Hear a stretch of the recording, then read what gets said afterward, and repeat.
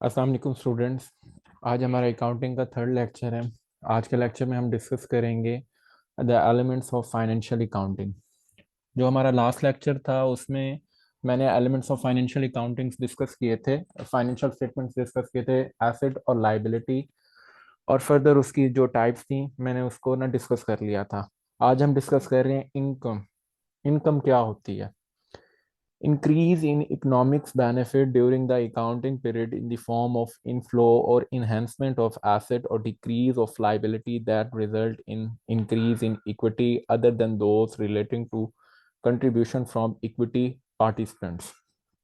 हम इनकम को इस सेंस में बयान करेंगे कि हमारे जो इकोनॉमिक बेनिफिट्स हैं वो क्या होते हैं, इंक्रीज होते हैं।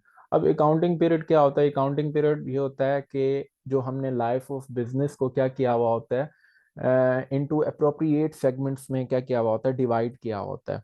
अब लेट्स सपोज कोई भी एक अकाउंटिंग पीरियड है। लेट्स सपोज हमारा accounting period let's suppose start होता है 1 जनवरी से और एंड होता है दिसंबर। दिसंबर में हमारा एंड होता है अकाउंटिंग पीरियड। इस पीरियड के दौरान अगर हमारे एसेट्स में इजाफा हो, कल मैंने आपको एसेट्स का बताया था, करंट एसेट भी होते हैं और लॉन्ग टर्म भी एसेट या फिक्स एसेट भी होते हैं। करंट एसेट में कैश इन हैंड था और फिक्स एसेट में ना हमारे ना बिल्डिंग लैंड, ये सब एसेट्स वगैरह आते हैं। अगर किसी एक अकाउंटिंग पीरियड में हमारे एसेट्स में इजाफा हो रहा होगा तो वो हमारी इनकम कंसीडर होगी। Decrease in liability. Liability basically होते हैं कारोबार ने जो ना वाजिबात अदा करने होते हैं। इन शॉर्ट हम कह सकते हैं any payable by the business. इसको भी हम दो हिस्सों में डिवाइड कर देते हैं, शॉर्ट टर्म और लॉन्ग टर्म, जो ऑलरेडी मैं आपको ना इलेबोरेट कर चुका हूँ। अब जो डिक्रीज इन लाइबिलिटी होगी, हम जब फाइनेंशियल स्टेटमेंट्स बनाते हैं, जो हम नेक्स्ट लेक्चर्स में फाइनेंशियल स्टेटमेंट को मैं कंप्रीहेंसिवली डिस्कस करूंगा। जब हमारी लाइबिलिटी डिक्रीज होगी, जब मैं कंपनी कोई ऑर्गेनाइजेशन 1 साल के बाद फाइनेंशियल स्टेटमेंट इशू करती है, अगर उसमें लाइबिलिटीज कम हो तो इट सेल्फ बिजनेस का पॉजिटिव इमेज आता है। ऑन द अदर एंड अगर इनकम ज़्यादा हो तो उसका एक, अगर लाइबिलिटी कम हो तो पॉजिटिव इमेज आता है, और इनकम अगर ज़्यादा हो तो मज़ीद हमारा पॉजिटिव इमेज जाएगा। प्रॉफिट मैक्सिमम होगा कंपनी का। इससे इन्वेस्टर का कॉन्फिडेंस वगैरह बढ़ेगा और वो हमारी कंपनी में क्या करेंगे, इन्वेस्ट करेंगे। अब हम चलते हैं नेक्स्ट स्लाइड पर, जो कि है हमारी expense. Decrease in economic benefit during the accounting period in the form of outflow.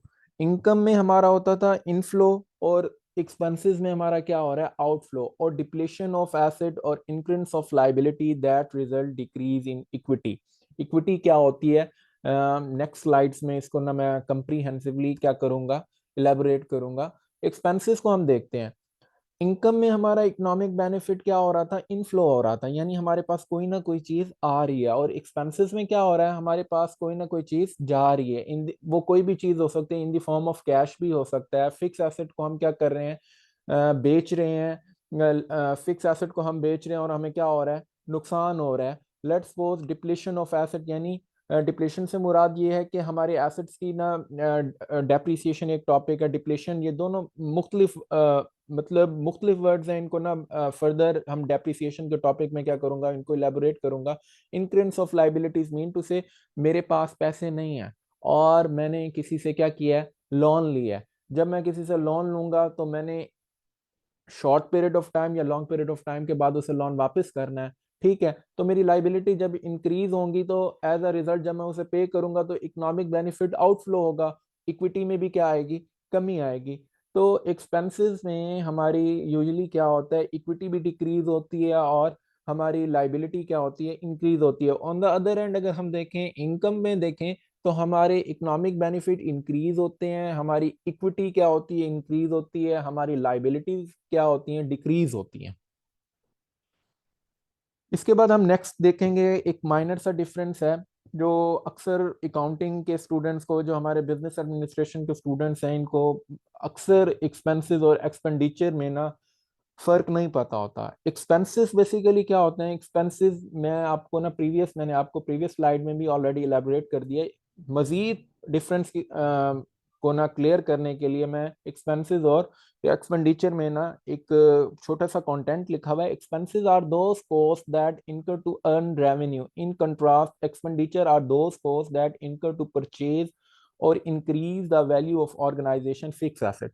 अब यहाँ पर एक्सपेंसेस में ये लिखा है कि वो तमाम कॉस्ट जो हम बेयर करें रेवेन्यू को अर्न करने के लिए। लेट्स सपोज मैंने ना शूज मैन्युफैक्चरिंग की मेरी ना अपना फैक्ट्री थी, उसको मैं रन कर रहा हूँ, एम्प्लॉयज़ को सैलरीज पे करता हूँ, अपना लेबर्स को वेजेस पे करता हूँ, ये मेरे क्या हैं, एक्सपेंस हैं। एक्सपेंसेस का एक और अच्छा डिफरेंस है कि हमने एक्सपेंसेस का क्या किया हुआ होता है, बेनिफिट ले लिया होता है। ऑन द अदर एंड जो एक्सपेंडिचर होते हैं उसका हमने बेनिफिट अभी तक नहीं लिया हुआ होता, उसका जो बेनिफिट है वो अभी तक एक्सपायर नहीं हो चुका नहीं होता। In contrast expenditure are those cost that incur to purchase और increase the value of fix asset. Expenditure वो तमाम खर्चे होते हैं जो हम क्या करते हैं, फिक्स एसेट को परचेज करने में करते हैं। अभी फिक्स एसेट को जब हम परचेज करते हैं तो उसका जो बेनिफिट होता है वो लॉन्गर पीरियड ऑफ टाइम के लिए होता है, वो फौरन एक्सपायर्ड नहीं होता, उसका बेनिफिट आने वाले वक्तों में भी होता है। Expenses incurred for a short term basis and expenditure incurred for a long term basis. जैसे मैंने आपको बताया था कि फिक्स एसेट की जो लाइफ होती है वो more than one accounting period होती है। अगर हम उसको ना अदर थिंग रिमेनिंग सेम रखें, लेट्स सपोज अगर हम उसकी ना मतलब उसको एफिशिएंटली यूज करें और उसमें लेट्स वो स्किलफुल लेबर उसको ऑपरेट करने वाली हो। अब हम चलते हैं, जो लास्ट एलिमेंट है फाइनेंशियल स्टेटमेंट का वो है इक्विटी। इक्विटी क्या होती है? The residual interest in the asset of entity after deducting all liability. Equity are further divided into two types, the right of creditor, the right of owner. अब let's suppose equity ये चीज होती है कि अब एक कारोबार का मालिक है, उसने ना बिजनेस में पैसे इन्वेस्ट किए, ठीक है। पैसे इन्वेस्ट करने के बाद जो उसने कोई अपना बिजनेस को स्टार्ट करने के लिए किसी से लोन लिया होगा, जो उसको इनकम जनरेट हुई है उस इनकम में से जितनी भी लाइबिलिटीज हैं, जो भी सैलरीज हैं, जितनी भी चीजें हैं, उसको डिडक्ट करने के बाद जो उसके पास बाकी बचता है वो क्या होगा, इक्विटी कंसीडर होगी। अब इक्विटी को फर्दर हम दो हिस्सों में डिवाइड करते हैं, द राइट ऑफ क्रेडिटर और राइट ऑफ ऑनर। अब राइट ऑफ क्रेडिटर क्या होता है? राइट ऑफ क्रेडिटर ये होता है कि क्रेडिटर बेसिकली वो लोग होते हैं जिनसे ना हमने ना पैसे उधार लिए हुए होते हैं। अब the equity of creditor represent debt of the business. Debt से मुराद होता है कर्जा। अब लेट्स सपोज मैंने किसी से लोन लिया है, उसे मैंने उससे मैंने लोन लिया है 100,000, और मैं उसे कहता हूँ कि मैं 1 साल के बाद ये आपको 100,000 वापस करूंगा, ये 110,000 क्या करूंगा, वापस करूंगा। यानी 100 उसकी जो ओरिजिनल अमाउंट जिसे हम प्रिंसिपल अमाउंट कहते हैं और 10,000 कौन सी होगी, हमारी प्रिंसिपल अमाउंट। तो इक्विटी पर जो राइट होता है क्रेडिटर का होता है, वो किस सेंस में क्रेडिटर का राइट होता है? क्योंकि उसने क्या दिया होता है, कंपनी को लोन प्रोवाइड किया होता है जिसे हम डेट कहते हैं।